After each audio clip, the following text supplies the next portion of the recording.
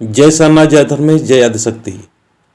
आदिवासी सत प्राकृति सरना धर्म प्रार्थना सभा शाह बाल सरना धर्म प्रार्थना सभा का आयोजन ग्राम चेड़ी डूमर टोली कांके रांची में 21/3/2023 दिन मंगलवार को सुंदर भाव के साथ आयोजन किया गया है।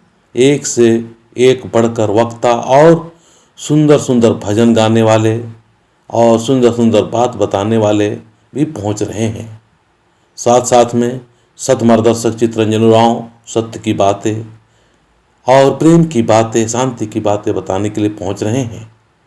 आइए हम सभी लोग अपने धर्म के सभी लोगों को अपने धर्म में स्थित करके खुद भी और अपने परिवार को भी और अपने बच्चों को भी अपने धर्म का ज्ञान दें। हमारा ये प्रार्थना सभा जो है ये बिल्कुल आध्यात्मिक है। इस आध्यात्मिक मंच में बच्चों को धर्म के बारे में जानकारी देना बहुत ज़रूरी है। अंत में मैं यही कहना चाहूँगा, आप ज़रूर से ज़रूर पहुँचने का कोशिश करें।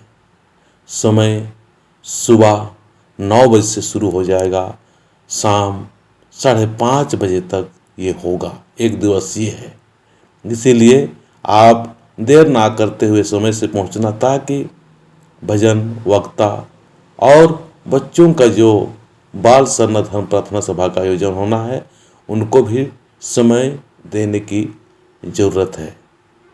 जय सरना जय सरना जय सरना।